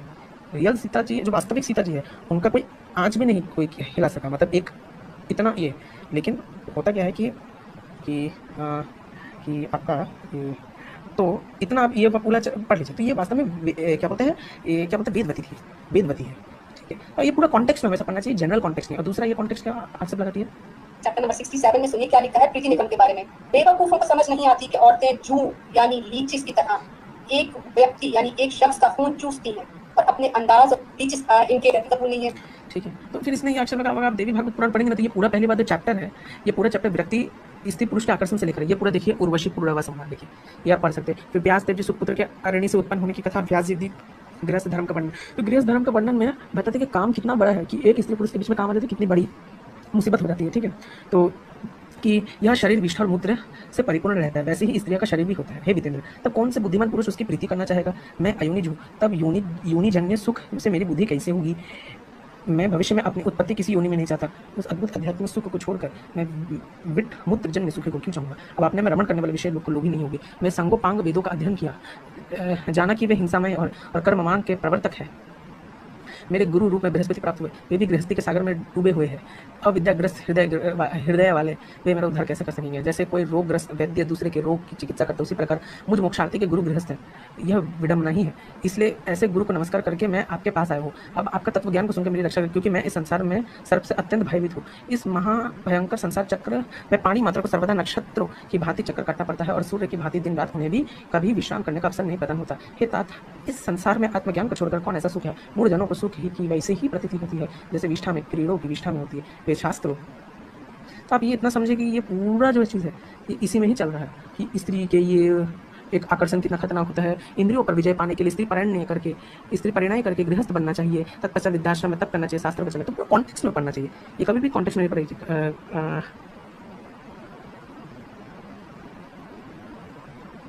अब देखिए यहाँ पे देखिए, देवी भागवत पुराण का एक बहुत बड़ा प्रॉब्लम क्या है ना, कि मैं इसमें जो लगे हुए बहुत सारे अच्छे रेफरेंस है, लेकिन मैं दिखाता नहीं हूँ।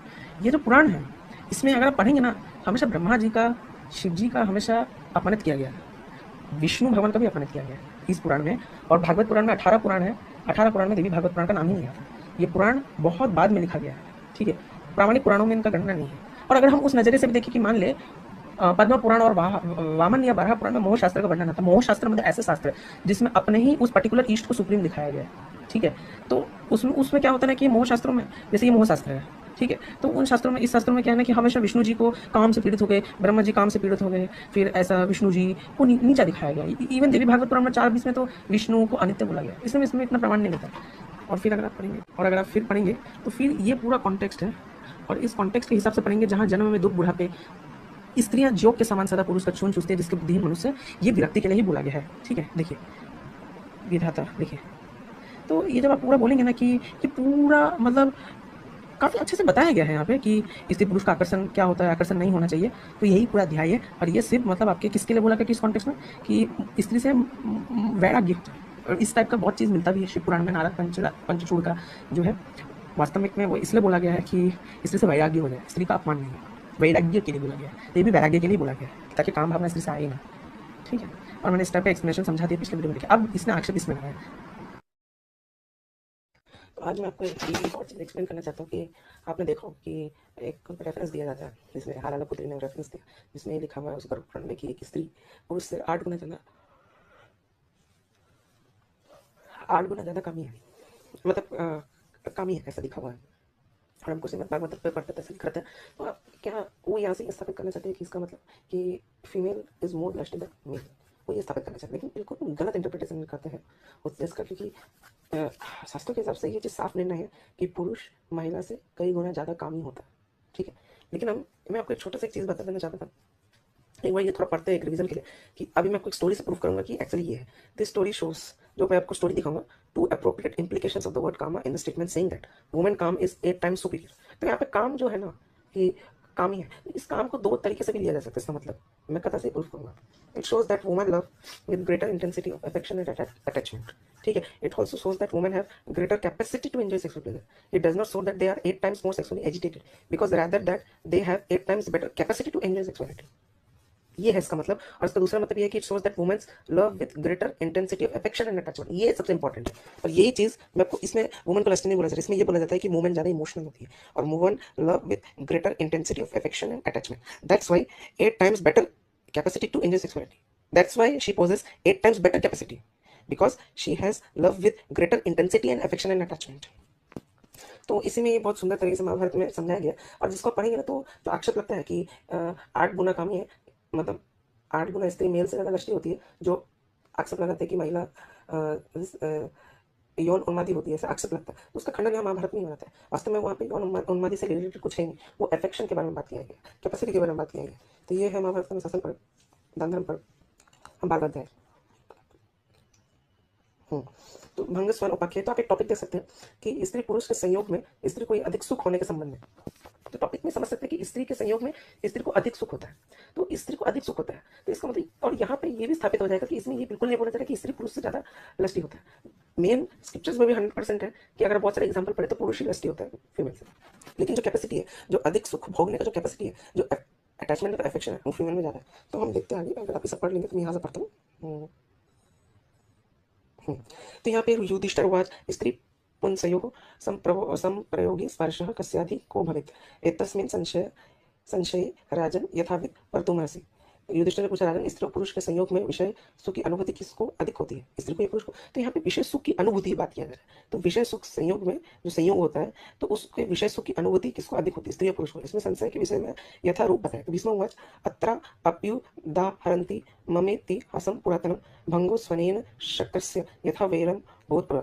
तो भीष्म जी ने कहा, राजन इस विषय में भी भंग स्वन के साथ इंद्र का जो पहला जो वेर हुआ था, उस प्राचीन इतिहास का उदाहरण दिया। ठीक है, तो आपको इतना तो समझ आ रहा है कि टॉपिक ये नहीं है कि स्त्री पुरुष के संयोग में विषय भोगी कौन है या काम मतलब आपका लस्टी कौन है, ठीक है, एजिटेटेड कौन है। ठीक है, यहाँ पे ये साफ से पता चला कि स्त्री और पुरुष के संयोग में विषय सुख की अनुभूति किसको ज़्यादा अधिक होता है, स्त्री और पुरुष को।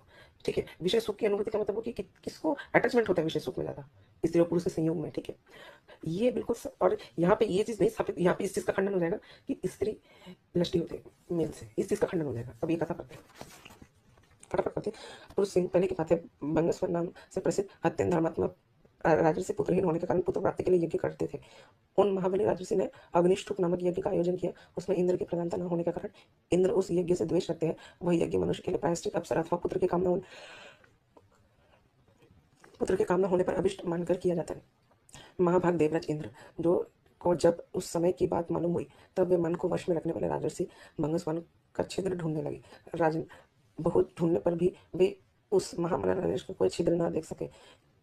कुछ काल के अंतर्गत भंगस्वन शिकार खेलने के लिए वन में गए। ठीक है, फिर नरेश्वर, यदि बदला लेने का अवसर है, ऐसा निश्चय करके इंद्र ने राजाओं को मुंह में डाल दिया। इंद्र द्वारा मोहित एवं भ्रांत हुए राजर्षि भंगस्वन एकमात्र घोड़े के साथ इधर उधर भटकने लगे। उन्हें दिशाओं का भी पता नहीं चलता था। वे भूख प्यास से पीड़ित तथा परिश्रम और तृष्णा से विकल हो इधर उधर घूमते रहे। तात घूमते घूमते उन्होंने उत्तम जल से भरा हुआ एक सुंदर सरोवर देखा। उन्होंने घोड़े को उस सरोवर में स्नान कराकर पानी पिलाया। जब घोड़ा पानी पी चुका था, तब उसने एक वृक्ष में बांध कर वे श्रेष्ठ नरेश स्वयं भी जल में उतरे। उसमें स्नान करते ही राजा स्त्री भाव को प्रकट हो गए। अपने स्त्री स्वरूप को देखकर राजा को बड़ी लज्जा हुई। उनके सारे अंतकरण में भारी चिंता व्याप्त हो गई। उनकी इंद्रियां चेतना व्याकुल उठी। वे स्त्री रूप उस प्रकार सोचने लगे, अब मैं कैसे घोड़े पर चढ़ूंगी, कैसे नरक को जाऊंगी, सॉरी कैसे नगर को जाऊंगी। जब स्त्री रूप हो गए तो इसलिए चढ़ूंगी जाऊंगी ऐसे बोलने लगे। मेरे अग्निष्ट यज्ञ में अनुष्ठान मुझे 100 महाबल और पुत्र प्राप्त हुए हैं। उस सबसे कहाँ क्या कहूँगी, अपनी स्त्रियों तथा नगर और जनपद के लोगों में कैसे जाऊंगी। ठीक है, तो धर्म के तत्व को देखने और जानने वाले ऋषि ने मृदुता, कुशलता और व्याकुलता पे स्त्री के गुण बतलाए। परिश्रम करने में कठोरता और बल पराक्रम ये पुरुष के गुण है। मेरा पौरुष नष्ट हो गया है और किसी अज्ञात कारण मुझे स्त्री प्रकट हो गया। पता नहीं उनको क्या, किसी का कोई श्राप मिला जिसके कारण वो स्त्री बन गई, ऐसा कुछ बोल रहे हैं। सोचिए, अब स्त्री भाव आ जाने पर उस अश्व पर कैसे चढ़ सकूंगा था। किसी तरह महान प्रयत्न करने पर भी स्त्री रूपधारी नरेश घोड़े पर चढ़कर अपने नगर में आए। राजा के पुत्र, स्त्रियां, सेवक और तथा नगर और जनपद के लोग यह क्या हुआ ऐसे जिज्ञासा करते हुए बड़े आश्चर्य से पड़ गए। तब स्त्री रूपधारी वक्ताओं में श्रेष्ठ राजर्षि भंगस्वन बोले, मैं अपनी सेनाओं से घिर कर शिकार खेलने के लिए निकला था, परंतु देव की प्रेरणा से भ्रांतित होकर एक भयानक वन में जा घुसा। उस घोर वन में प्यास से पीड़ित एवं अचेत सा होकर मैंने एक सरोवर देखा जो पक्षियों से घिरा था और मनोहर शोभा में संपन्न था। उस सरोवर में उतरकर स्नान करते ही देव ने मुझे स्त्री बना दिया। अपनी स्त्री और मंत्रियों के नाम गोत्र बतलाकर उन स्त्री रूपधारी श्रेष्ठ नरेश ने अपने पुत्रों से कहा, पुत्रों तुम लोग आपस में प्रेम पूर्वक रहकर राज्य का उपभोग करो, अब मैं वन पर चला जाऊंगा। अपने 100 पुत्र से कहे, ऐसा कहकर राजा वन में चले गए। वह स्त्री किसी आश्रम में जाकर एक तपस के आश्रम में रहने लगी। उस तपस के आश्रम में उसके 100 पुत्र हुए। ठीक है, मतलब पहले भी 100 पुत्र थे। ये यज्ञ अनुष्ठान करके पुरुष रूप में था। जब वो स्त्री रूप में बना तो तपस के आश्रम में चले गए, और तपस के आश्रम और उन दोनों से 100 पुत्र का जन्म हुआ। तब वो रानी अपने उन पत्रों को लेकर पहले वाले पुत्र के पास गई और उनसे इस प्रकार पूछी, जो पहले के जो 100 पुत्र थे, तो जब मैं पुरुष रूप में थी तब मेरे 100 पुत्र हुए थे, अब मैं स्त्री रूप में आई हूँ तब मेरे 100 पुत्र हो गए। तो तुम सब लोग एकत्र होकर साथ साथ भ्रातृभाव से इस राज्य को भोग करो। ठीक है, तो तब ये भाई एक साथ रहकर राजा को उपभोग करने लगे। उन सबको भातृभाव एक साथ रहकर एक उत्तम राजा का उपभोग देख क्रोध में भय हुए देवराज इंद्र ने सोचा कि मैंने तो इस राजसी को उपकारी कर दिया ना, अंधकार तो कुछ नहीं किया।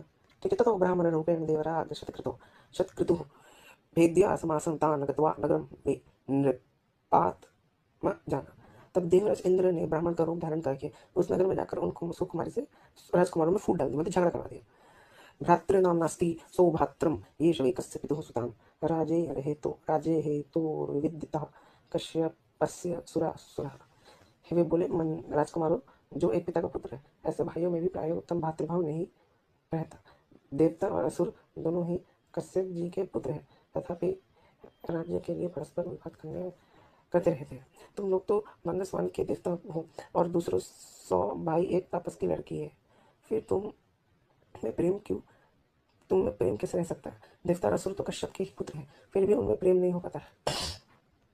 तो ऐसे ही फूट डालने के लिए कुछ भी नहीं जी। ठीक है, तुम लोगों का जो पैतृक राज्य है उसे तापस के लकड़े में आकर भोग रहे हो। उस प्रकार इंद्र ने द्वारा फूट डालने पर वे आपस में लड़ पड़े। उन्होंने युद्ध में एक दूसरे को मार दी गिरा। ठीक है, तो यह समाचार सुनकर सारे 200 पुत्र मर गए। यह सुनकर तापसी को बड़ा दुख हुआ। ठीक है, मतलब वही लड़की स्त्री, ठीक है, तापस के साथ शादी हो गई तो तापसी कहने लगी, उसी को तापसी बोला जा रहा है। बड़ा दुख फूट फूट कर वो भी रोने लगी। ठीक है, उस समय ब्राह्मण का वेश धारण करके इंद्र उनके पास पूछने लगे, सुमुखे तुम किस दुख से संतप्त हो रही हो? उस ब्राह्मण को देखकर स्त्री करुण स्वर में बोले, ब्राह्मण, मेरे 200 पुत्र काल के द्वारा मारे गए हैं। फिर पर मैं पहला राजा था तब मेरे 100 पुत्र थे, द्विश्रेष्ठ, वे सभी मेरे अनुरूप थे। इस दिन में शिकार खेलने के लिए घन बनने गए और वो कारण भ्रमित सा होकर इधर उधर भटकने लगे। ब्राह्मण शिरोमणि, वहाँ एक सरोवर में स्नान करते ही मैंने एक पुरुष में स्त्री हो गया और पुत्रों को राज्य पर बैठाकर वन में चला आया। स्त्री रूप में आने पर महात्मा तापस ने इस आश्रम में मुझसे 100 पुत्र उत्पन्न किए। ब्राह्मण, मैं उन्हें पुत्रों को नगर में ले गई और उन्हें राज्य पर प्रतिष्ठित कराए। विप्र प्रकार की प्रेरणा से सब कुछ पुत्र की वैर उत्पन्न हुई और आपस में लड़ गए और वो शोक में डूब रही थी। तो इंद्र ने दुखी देख कठोर वाणी में कहा, भद्रे, तुम राजा ही थे, लेकिन तुमने भी तो मुझे दूसरा दुख दिया। यज्ञ का अनुष्ठान में एक गलती कर दिया था, तो खोटी बुद्धि वाली स्त्री मैं वही इंद्र हूँ जो तुम से मैंने वही वैर का बदला लिया। इंद्र को देखकर वे स्त्री रूपधारी राजर्षि उनके चरणों में सिर रखकर बोले, सूर्यश्रेष्ठ, आप प्रसन्न हो। मैंने पुत्र की इच्छा से वह यज्ञ किया था देवेश्वर, उसके लिए आप मुझे क्षमा करें। इस प्रकार प्रणाम करने पर इंद्र संतुष्ट हो गए और वे देने से उद्यत होकर बोले, राजन, तुम्हें कौन सा पुत्र जीवित चाहिए? तुमने स्त्री होकर उन्हें उत्पन्न था या अथवा पुरुष अवस्था में जो उत्पन्न था? दो पेड़ थे, 100 फर्स्ट पेड़ में 100 पुत्र थे जो पुरुष अवस्था में जब राजा था, तो जब उत्पन्न किया, और एक स्त्री तापस से उत्पन्न की स्त्री रूप में 100 पुत्र। तो तुमको कौन से 100 पुत्र चाहिए? तब तापसी ने इंद्र से हाथ जोड़कर, देवेंद्र, स्त्री हो जाने पर मुझसे जो पुत्र हुए हैं वे जीवित हो जाए। तो उन्होंने ऐसा बोला कि स्त्री रूप में हूँ, तो इसमें जो स्त्री रूप में जो मेरे पुत्र है वो जीवित हो जाए। उन्होंने पुरुष रूप में जब वो थे तो उस रूप में वो नहीं मांगे। अब ऐसा क्यों? इसका आगे भी कारण नहीं था। तब इंद्र ने विस्मित होकर उस स्त्री से पूछा, तुमने पुरुष रूप में उन्हें उत्पन्न किया था, वे पुत्र तुम्हारे द्वेष के पात्र क्यों हो गए? तथा स्त्री रूप होकर तुमने जिनको जन्म दिया उन पर तुम्हारा अधिक स्नेह क्यों है? तो जो जब उसने स्त्री होकर जन्म दिया पुत्र को तो अधिक स्नेह, लेकिन जब वो पुरुष अवस्था में था तो 100 पुत्र के प्रति द्वेष क्यों? ऐसा भगवान इंद्र, ऐसा मतलब इंद्रदेव बोल रहे, तुम्हें मुझसे यह बताना चाहिए। तो स्त्री ने कहा, इंद्र, अपने पुत्रों पर अधिक स्नेह होता है, स्त्री का अपने पुत्र पर अधिक स्नेह होता है, वैसा स्नेह पुरुष का नहीं होता। अतः इंद्र, स्त्री रूप में आने पर मुझसे जिनका जन्म हुआ है वही जीवित हो जाए। तो साफ साफ है कि स्त्री को अटैचमेंट ज्यादा होता है पुरुष से, अपने पुत्रों के ऊपर या अपनी पुत्री के ऊपर स्त्री का ज्यादा अटैचमेंट होता है। इवन अगर आप देखेंगे ना कि अगर किसी का पुत्र मर गया, ठीक है, या पुत्री मर गई, ठीक है, तो स्त्री ही सबसे ज्यादा रोती है और सबसे दुखी रहती है एज कम्पेयर टू पिता। भीष्म जी ने कहा, राजन, तापसी के यो कहने पर इंद्र बड़े प्रसन्न हुए और इस प्रकार बोले, सत्यवादी, मैं तो सारे पुत्र जीवित हुए, तुम्हारे 200 पुत्र ही पूरे जीवित हुए। खुश हो गया। उत्तम व्रत का पालन करने वाले राजेंद्र, ऐसा है और इच्छा मांग लो। तो स्त्री ने कहा, इंद्र, मैं अब पुरुष रूप में, इंद्र बोल रहे कि अगर आप पुरुष रूप में आना चाहते हैं तो उसका भी वरदान मांग लीजिए। लेकिन अब वो स्त्री क्या कह रही है कि मैं स्त्री में का ही वर्ण करती हूँ, वास्तव में अब मैं पुरुष होना नहीं चाहती, अब वो पुरुष होना ही नहीं चाहता। ऐसा हो गया है, ऐसा क्या हो गया कि तुम स्त्री रूप में रहना पसंद करती हो? तो इंद्र पूछते हैं, प्रभु, तुम्हें पुरुषत्व का त्याग करके स्त्री बनने की इच्छा क्यों है? तो अब स्त्री रूपधारी निरपेक्ष ने इस प्रकार कहा। तो अब वो ये बोलता है कि देवेंद्र, स्त्री का पुरुष के साथ संयोग होने पर स्त्री को भी पुरुष की अपेक्षा अधिक विशेष सुख प्राप्ति होती है, इसी कारण मैं सतीत्व का वर्ण करती हूँ। तो मेरा इन हालाला पुत्री से सवाल है जो ये स्थापित करना चाह रही थी कि इन शास्त्रों में ये लिखा हुआ है कि woman is more sexual than man, तो हाउ इट, यहाँ पे तो इस चीज का खंडन होगा कि woman is more sexual than man, sexually agitated, या फिर तुम उसको ऐसा नहीं बोला जा रहा कि वो सेक्सुअली एजिटेटेड है, तो जो काम का जो वर्ड है उसको अफेक्शन और अट्रैक्शन के रूप में भी लिया जा सकता है, ठीक है। और वो साफ साफ ये महाभारत में प्रमाणित हो जाता है, ये बहुत इंपॉर्टेंट है।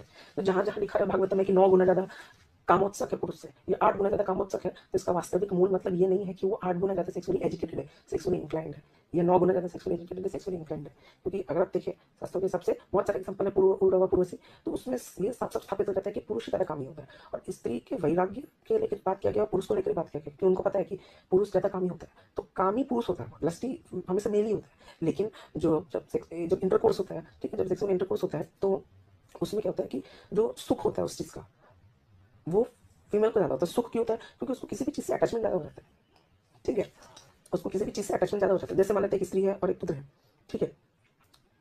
मैं अपने ही आपको एक एग्जाम्पल बताता हूँ कि मेरे आज से 2 साल पहले मेरे दादाजी एक्सपायर कर गए। तो जब मेरे दादाजी एक्सपायर कर गए तो मेरी जो बुआ है उनको ज़्यादा दुख हुआ एज कम्पेयर टू मेरे जितने भी चाचा मेरे पापा, उनको उतना मतलब नहीं हुआ, उनको भी काफ़ी हुआ है लेकिन उतना नहीं हुआ जितना मेरी बुआ आज भी रोती है, बहुत रोती है वो।